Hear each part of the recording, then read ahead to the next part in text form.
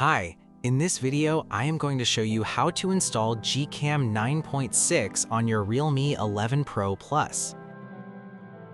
Step 1. Tap the first link in the description to open the article. Step 2.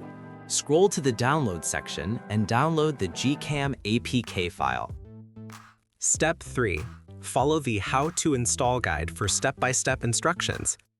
A video guide is also available. That's it. Don't forget to visit the article for complete instruction in APK file. Lastly, here's some GCam versus stock camera app comparison.